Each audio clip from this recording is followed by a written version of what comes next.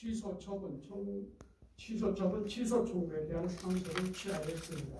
승소 가능성과 실익을 종합 판단하여 행한 일이라고 하지만 주민들은 걱정과 우려가 큽니다. 물론 소송이라는 다툼을 끝내고 대화를 통한 현안 해결의 가능성을 보인다는 측면은 환영합니다. 하지만 중요한 것은 주민들의 환경권, 건강권 확보입니다. 지난해 6월 30일 사업 개시 관련 소송에 나주시가 회수하면서 강주 SRF 반입과 소각은 현실이 되었습니다.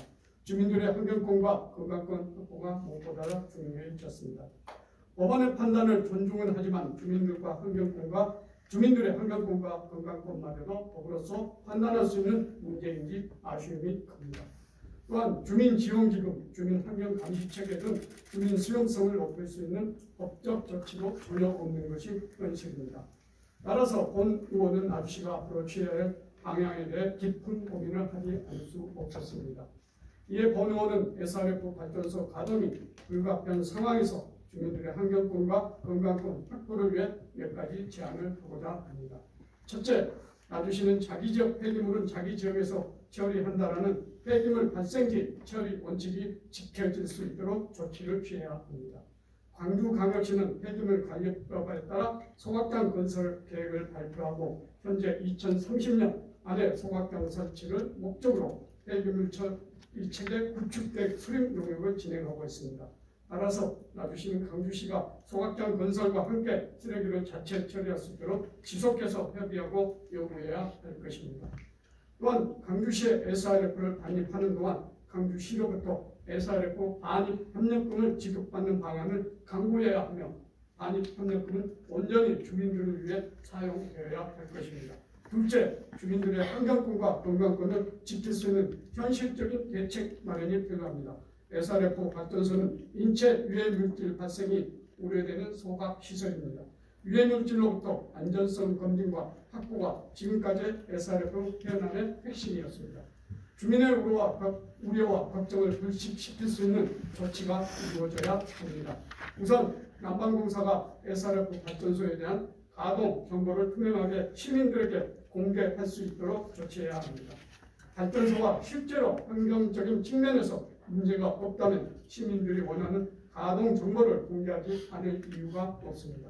실제로 다른 지역 사례를 보더라도 소각에 대한 모든 정보를 주민들에게 공개하고 있습니다.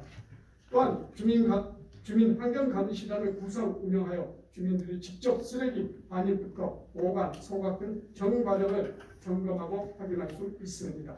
그뿐만 아니라 주민건강 영양조사를 통해 소각시설에서 배출되는 오염물질이 인근 주민들의 인체에 미치는 영향을 지속해서 평가하고 관련 자료를 주민들에게 공개하는 등의 주민 수용성을 높일 수 있는 여러 방안을 시행해야 될 것입니다. 나주발전소 역시 주민의 환경 건강권을 위해 이에 준하는 조치가 꼭 필요합니다. 나주시는 남방공사 협의를 통해 이런 조치가 이른 시일 내에 시행될 수 있도록 최선을 노력을 다해 주시기 바랍니다. 셋째, 발전소 특별지원금은 주민들의 복지와 편의를 위해 사용돼야 합니다. 발전소 특별지원금은 전기사업법에 따라 전력산업기반기금으로 조성되어 현재 17억 9천만 원에 이릅니다. 하지만 지금까지 사용이 유보된 상태입니다. 이제는 주민들의 의견을 직접 들어 주민들의 편의 복지를 위해 실질적으로 사용돼야 합니다. 공공기관인 남방공사는 나주시와의 적극적인 협의를 통해 주민들의 수용성을 높이는 방안을 함께 찾아나가야 될 것입니다. 마지막으로 장기적으로 SRF 발전소를 대체할 방안이 강구되어야 합니다. 처음에 말씀드린 바와 같이 광주광역시는 폐기물 관리법에 따라 2030년에 소각장을 설치할 겁니다. 그에 따라 강주에서 발생한 생활쓰레기를 자체 처리하게 된다면 아주 SRF 발전소는 연료 부족으로 가동이 어렵게 됩니다. 다른 지역 생활쓰레기 반입할 수 없는 일입니다. 나주시는 중장기적으로 최소한 2030년 안에 SRF 열강화 발전소 전치 여부에 대한 우선수렴과 SRF 열강화 발전소를 대체할 청정 발전 설비를 갖춘 대안을 마련해야 됩니다. 나주시 위에 전문가와 시민 모두가 함께 구성하고 대체 방안을 강구해 가야 할 것입니다. 지금까지 정치해 주셔서 감사합니다. 김광경